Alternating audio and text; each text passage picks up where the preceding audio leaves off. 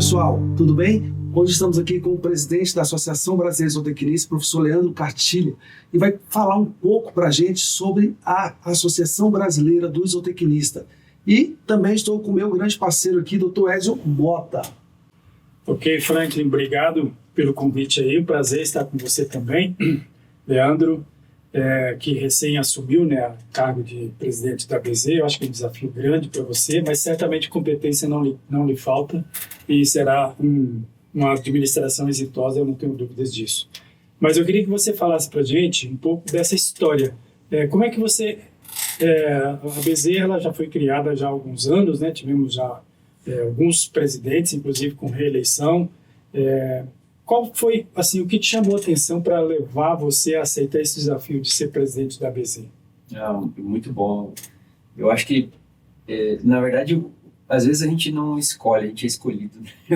Eu sinto que chegou... Foi um pouco isso, né? Foi um pouco isso. Eu tinha outros planos acadêmicos, de carreira, e que ainda estão engatilhados, mas eu vou prorrogar um pouco, porque não é o momento também de seguir com esses planos, é o momento de servir a zootecnia nacional. Eu sempre tive uma inclinação, um desejo de contribuir com o meio onde eu estou. Eu sempre quis deixar algo melhor do que quando eu cheguei. Isso está em mim, isso para mim é um princípio de um grupo de jovens, um evento da igreja, alguma coisa da família. Eu não posso entregar pior do que quando eu cheguei. Eu tenho que entregar igual ou melhor. E com essa motivação de contribuir, tendo sido servido pela zootecnia tantos anos, sempre na escola pública, no curso público de graduação e pós-graduação, tendo recebido bolsas, eu tenho um dever social, eu preciso devolver isso de alguma maneira. Então, doar um pouco do meu tempo para a gestão, que é gratuita, que é uma atividade honorífica, mais que gratuita, às vezes a gente põe dinheiro do bolso para estar aqui, por exemplo, né? Eu moro em Maringá, no Paraná, eu estou em Brasília gravando um podcast. Isso tudo é recurso, eu costumo falar brincando, é Fundação Castilha, que é o meu sobrenome que está bancando. Então, a gente, com esse desejo de mudança, o convite veio. Eu, de pronto, não aceitei, eu recusei o convite, porque eu avaliei, né, o cenário e pensei, tem outros nomes muito melhores. Com toda humildade eu falo isso, não era o momento, que tem outros nomes mais qualificados, com mais estrada, com mais conhecimento. Mas, eventualmente, esses outros nomes também não estavam dispostos a nesse momento, seguir essa sequência exitosa da ABZ. Então, houve um reconvite e aí eu compus um grupo, porque a gente não faz nada sozinho. Embora o nome do presidente apareça mais, isso é um pouco nosso, né, do brasileiro, de falar a gestão do fulano, mas tem dezenas ou centenas de pessoas por trás que são a ABZ. Eu não sou a ABZ sozinho, eu represento. Principalmente de forma jurídica, né? Sim. Por uma questão legal. Mas eu não sou a ABZ, tenho um coletivo forte que me ampara, graças a Deus, muito eficiente, com vários atributos, então isso torna tudo mais fácil. É fácil ser líder quando você tem uma equipe que se dedica e que faz acontecer. Então isso tem tornado tudo mais fácil. Mas assim, é uma longa trajetória, a gente tem que ver até o final da gestão. Leandro, você falou uma coisa aí que para mim é fundamental, porque eu vejo assim, quantos colegas a gente já viu que entrou nessa mesma linha sua, às vezes, estudou escola pública, abriu-se uma oportunidade de trabalho, foi lá, passou, mas o cara esquece da zootecnia depois, né? Então, você está de parabéns por essa iniciativa de poder abraçar, né, uma condução de uma entidade que é tão importante para a zootecnia, podendo estar, como você já disse, em outras situações, aí, até do seu pós-doc, tanto do projeto que você tem e tudo mais, e você está aí dedicando tempo para o fortalecimento da nossa profissão. Eu acho que isso é um chamado que a gente precisa de fazer para os nossos colegas profissionais, que pensem que ele se dedicou, graduou, muitas vezes está trabalhando num espaço adequado, e o que ele tem feito para a zootecnia, para o fortalecimento da zootecnia. Então, eu parabenizo você por essa postura de querer doar um pouco de você, né, do seu conhecimento para a gestão de uma entidade tão relevante para a zootecnia. Eu agradeço, eu digo que eu me inspiro em vários nomes, você é um deles, o Franklin, todo mundo se doa um pouco. Eventualmente, isso poderia ser, sim, uma contaminação positiva um pouco maior em cadeia, mas se a gente conseguir tocar o coração de mais alguns, é aquela história, a gente não muda o mundo, mas a gente muda os nossos 2 metros quadrados de raio. E se muita gente fizer isso, a mudança coletiva vem. Se todo mundo quiser mudar um pouquinho, a coisa vem. Agora, a gente sabe da correria que é o dia a dia, da rotina, dos compromissos, ainda mais para o zootecnista que acaba assumindo compromissos de carreira extensivos, às vezes cresce, né? Isso é ótimo, né? Empreende, família, viagens e tal. Mas para todo mundo é mais fácil fazer o mínimo. Só que se não tiver algumas pessoas que façam um pouco mais do que o mínimo, a zootecnia ela vai morrendo por dentro. Ela tem vários ventos contrários. Eu vou ser bem honesto, é flecha cruzando na nossa cabeça o tempo todo. E a gente precisa estar muito atento e fazer essa defesa. Senão até isso entra em conflito com um outro valor, um outro princípio meu. Eu sou formador de zootecnistas. Se eu me contento, se eu fico conformado com os problemas que têm surgido para os próximos, peraí, mas eu estou formando quem para quê? Então eu relativizo a minha própria existência. Então eu não preciso existir, porque eu estou formando profissionais que não vão ter campo. E o jeito de eu mudar essa realidade é lutar junto com eles lá na ponta. Já tenho meu emprego? Já tenho, graças a Deus, mas eles não têm. E vão precisar. Eu acho que a gente tem que mostrar a realidade, mostrar as dificuldades e também mostrar o ouro que tem lá na frente também, né? Que às vezes o cara pensa que a zootecnia só é maravilha. Não, cara, a gente tem os obstáculos para chegar até lá. E a gente tem que galgar até chegar ao topo da montanha, né? E lá a gente conquista o nosso objetivo. Não chegar a abandonar, falar, não, deixar de lado. Não é isso. É você seguir tua caminhada, né? Leandro, dentro dessa mesma linha da ABZ, eu sei que hoje nós tivemos uma conversa importante no Conselho, nosso propósito, né? Queria que você falasse um pouco disso, o propósito de dar continuidade nessa questão da criação do Conselho, como é que você vê essa questão? Muito bom. Isso é um desejo histórico da categoria, né? A gente tem envidado esforços aí há décadas, né? Os registros mostram para nós que desde 98 o primeiro projeto foi depositado no Congresso Nacional. Em 2003 houve uma nova tentativa. Os projetos eles tinham alguns problemas, os chamados vícios de origem, né? Mas assim, os movimentos existiram, as articulações políticas principalmente. O que a gente fez hoje, 2026, né, janeiro de 2026, foi tentar uma nova articulação que nos parece ser, nesse momento, com mais maturidade, com mais certeza das nossas convicções, o caminho mais exitoso, que é uma mudança de dentro para fora. Como assim? A gente sempre tentou de fora para dentro, uma articulação com políticos, com parlamentares, mas deixando a figura do Conselho Federal de Medicina Veterinária não como agente dessa articulação. Era passivo, era um polo passivo. Agora a gente está provocando o Conselho a ser o polo ativo, é ele a buscar essa mudança junto conosco, é ele a pedir aos parlamentares que se crie o Conselho do Zootecnista. Então talvez essa mudança de prisma pode trazer uma chance maior de sucesso. Além disso, nós temos que reconhecer que desde a criação do próprio Conselho de Veterinária, de 68 em diante, as pessoas que ocuparam as cadeiras lá também eram jovens, eram pessoas que estavam adquirindo experiência com o tempo. Então, ao passo que nós éramos jovens, eles também eram. Nós não tínhamos uma tradição, e ela foi se criando com o tempo, e algumas visões particulares foram imperando, infelizmente, e elas distanciaram os projetos da zootecnia do êxito. Agora a gente tem outras pessoas com mais carreira, com uma visão mais madura, e que com isso conseguem entender que há uma necessidade do zootecnista até para o seu próprio pertencimento. Nós temos mais de 40 mil formados, cerca de 20 mil estudantes, uma comunidade de 60 mil ou zootecnistas ou futuros zootecnistas no Brasil. É o momento de criar um conselho próprio. Estamos mais do que aptos e maduros e com muita certeza, convictos de que sim, a gente precisa e a gente está preparado para ter esse conselho.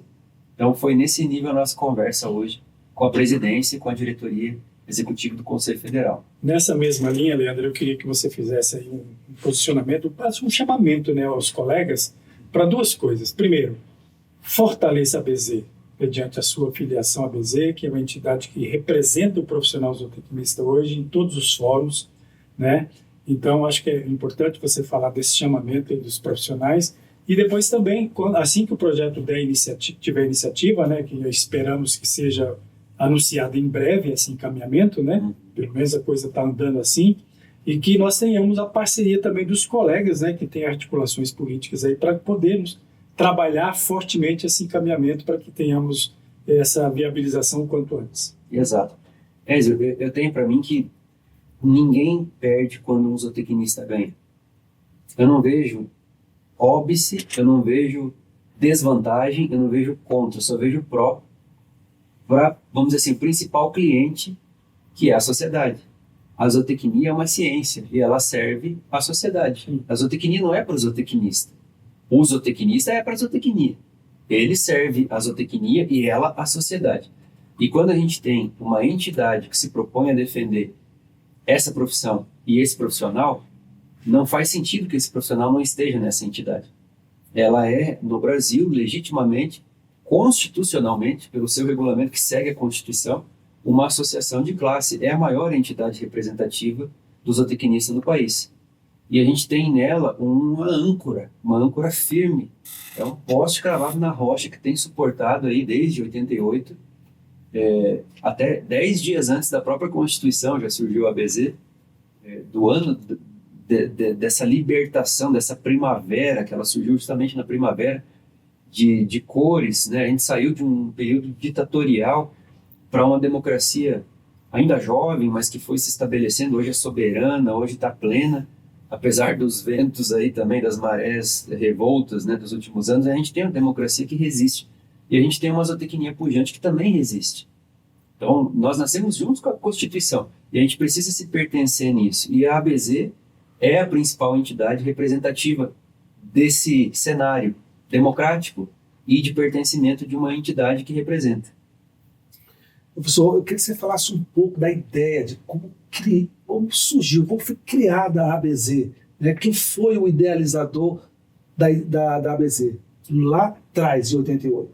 Muito bom. A ABZ ela surgiu de um consenso de vontades de jovens zootecnistas que viram a necessidade de criar um coletivo maior.